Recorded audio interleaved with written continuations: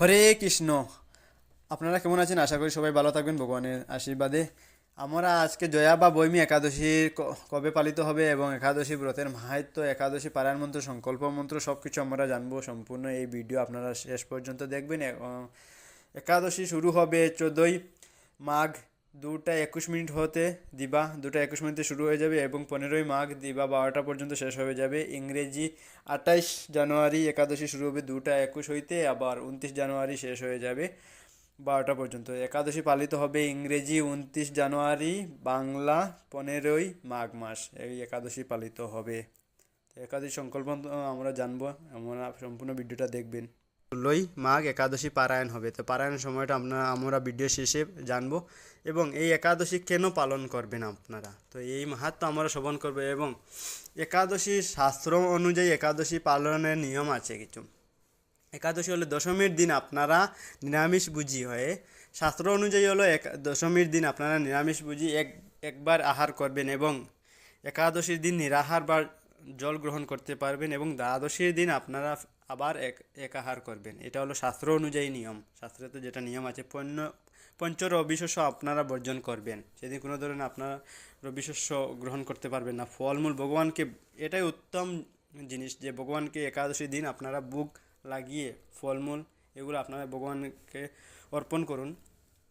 ভগবানের কাছে নিবেদন, নৈবেদ্য এগুলো ভগবানকে দিতে পারবেন। আপনারা শাগুন নৈবেদ্য এগুলো দিতে পারবেন।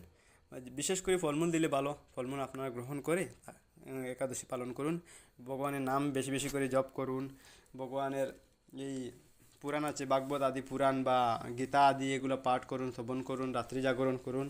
একাদশী এতে একাদশী সম্পূর্ণ একাদশী নিয়ম মতো পালন হয়ে যাবে। তো আমরা একাদশী এরকমই পালন করি সবাই, বেশিরভাগই।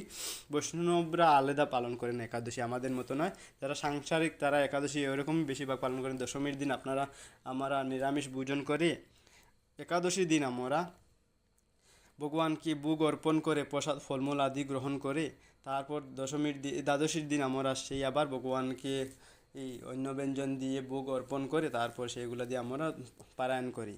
তো বিশেষভাগই এরকম আমরা বেশিরভাগই যারা সাংসারিক আছি তারা এরকমই একাদশী পালন করি। বৈষ্ণবজন অন্যরকম করেন। কেউ কেউ দশমীর নিরাহার একবেলা আহার করে একাদশীর দিন নিরাহার বা নির্জলা গ্রহণ করে পরের দিন আবার একাহার করেন, এরকম শাস্ত্র অনুযায়ী। বেশিরভাগ আমরা এরকমই করি। দশমীর দিন নিরামিষ ভোজন করে একাদশী দিন নির্জলা বা জল গ্রহণ করে বা ফলমূল গ্রহণ করে একাদশী পালন করি, আবার দ্বাদশী দিন সেম ভগবানকে ভোগ অর্পণ করে আবার প্রসাদ গ্রহণ করে থাকি। এরকমই একাদশী আমরা বেশিরভাগই পালন করি।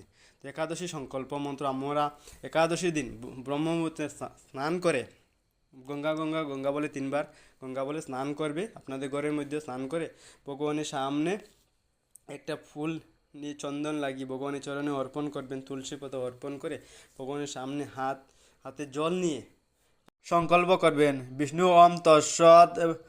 মাঘ মাসে একাদশী তিথি আপনার নাম বলবেন, আপনার গোত্র বলবেন। অহম একাদশী ব্রত করিষ্যে বলে জলটা মাটিতে ফেলে দিবেন বা একটা পাত্রে রেখে দিবেন। তারপর রাধারানী, প্রিয় ভক্তবৃন্দ, বৈষ্ণবজন, সন্তবৃন্দজন, পূর্বপুরুষ এবং গুরুদেবের চরণে প্রণাম নিবেদন করে ওনাদের কাছে প্রার্থনা করবেন একাদশী যেন সুন্দর মতো পালন করতে পারি। এরকম আমাকে আশীর্বাদ করুন। কোনো ভুল ত্রুটি হলে ক্ষমা করে দিবেন। এখন একাদশী ব্রতের মাহাত্ম্য। মাঘী শুক্লপক্ষিয়া জয়া একাদশী ব্রতের মাহাত্ম্য ভবিষ্যোত্তর পুরাণে যুধিষ্ঠির শ্রীকৃষ্ণ সংবাদ রূপে বর্ণিত আছে। শ্রী গরুড় পুরাণে মাঘ মাসে শুক্লপক্ষিয়া একাদশী তিথিকে বৈমী একাদশী নামে অভিহিত করা হয়েছে। পদ্মপুরাণ অনুসারে জ্যৈষ্ঠ মাসে শুক্লপক্ষিয়া একাদশীর নাম পাণ্ডব নির্জলা বা বৈমসেনী একাদশী। বৈমী একাদশী। যুধিষ্ঠির বললেন, হে মহারাজ, মাঘ মাসে শুক্লপক্ষের একাদশী জয়া নামে প্রসিদ্ধ। এই তিথি সর্বপাপ বিনাশিনী, সর্বশ্রেষ্ঠ, পবিত্রা, সর্বকাম ও মুক্তিপ্রদায়িনী। এই ব্রতের ফলে মানুষ কখনো প্রেতত্ব প্রাপ্তি হয় না। এই একাদশী নিম্নরূপ উপাখ্যান শোনা যায়। এক সময় স্বর্গলোকে ইন্দ্র রাজত্ব করেছিলেন। সেখানে অন্য দেবতারাও বেশ সুখেই ছিলেন।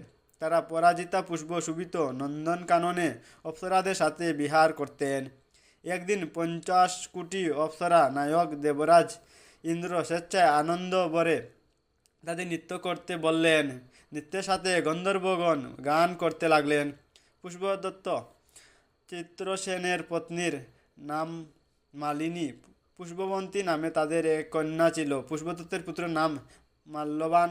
এই মাল্যবান পুষ্পবন্তী রূপে মুগ্ধ হয়েছিলেন। পুষ্পবন্তী পুনঃ পুনঃ কটাক্ষ দ্বারা মাল্যবানকে বশীভূত করেছিল।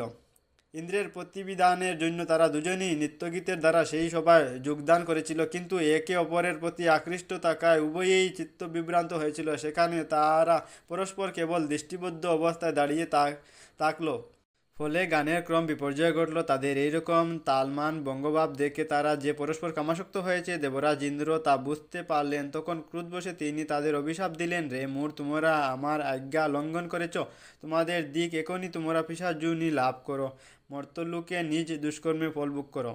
ইন্দ্রের অভিশাপে তারা দুজন দুঃখিত মনে হিমালয় পর্বতে বিচরণ করছিল। পিশাচত্ব প্রাপ্ত হওয়া তারা অত্যন্ত দুঃখ ভোগ করতে লাগলো। হিমালয়ে প্রচণ্ড শীতে কাতর হয়ে নিজেদের পূর্বপরিচয় বিস্মৃত হলো। এইভাবে অতি কষ্টে সেখানে দিন যাপন করতে লাগলো। একদিন পিশাচ নিজ পত্নী পিশাচিকে বলল, সামান্য মাত্র পাপ করিনি, অথচ নরক যন্ত্রণার মতো পিশাচত্ব প্রাপ্ত হয়েছি। অতএব এখন থেকে আর কখনো কোনো পাপকর্ম করব না। এইভাবে চিন্তা করে তারা সেই পর্বতে মৃতপ্রায় বাস করতে লাগলো।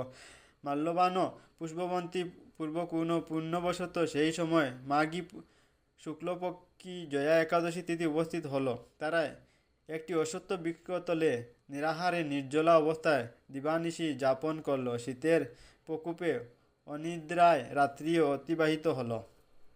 পরদিন সূর্যোদয়ে দ্বাদশী তিথি উপস্থিত হলো। জয়া একাদশী দিন অনাহারে ও রাত্রি জাগরণে তাদের ভক্তির অনুষ্ঠান পালিত হলো। এই ব্রত পালনের ফলে ভগবান বিষ্ণু কৃপার দ্বারা পিশাচত্ব দূর হলো। তারা দুজনেই তাদের পূর্বরূপ ফিরে পেল। তারপর তারা স্বর্গে ফিরে গেল। দেবরাজ তাদেরকে দেখে অত্যন্ত আশ্চর্য হলেন। তিনি জিজ্ঞাসা করলেন, কোন পুণ্য ফলে তোমাদের পিশাচত্ব দূর হলো? আমার অভিশাপকে তোমাদের মুক্ত করলো? মাল্যবান বললেন, হে প্রভু, ভগবান বাসুদেবের কৃপায় জয়া একাদশী ব্রতের পুণ্য প্রভাবে আমাদের পিশাচত্ব দূর হয়েছে। তাদের কথা শুনে দেবরাজ ইন্দ্র বললেন, হে মাল্যবান, তোমরা এখন থেকে আবার অমৃত পান করো। একাদশী ব্রত যারা আসক্ত এবং কৃষ্ণভক্তি পরায়ণা, তারা আমাদেরও পূজ্য বলে জানবে। এই দেবলোকে তুমি পুষ্পবন্তীর সাথে সুখে বাস করো। হে মহারাজ, এই জয়া ব্রত ব্রহ্মহত্যাজনিত পাপকেও বিনাশ করে।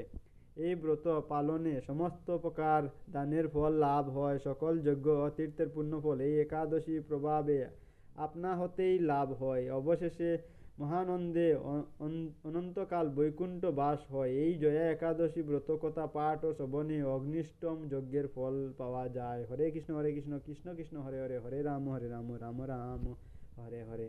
এই একাদশী ব্রতের মাহাত্ম্য এখানেই সমাপ্ত। এখন একাদশী পারায়ণের সময় এবং একাদশী পারায়ণের মন্ত্র আপনারা দেখে নেবেন। জয় শ্রীকৃষ্ণ। ভিডিওটা লাইক, কমেন্ট এবং শেয়ার করে দিবেন।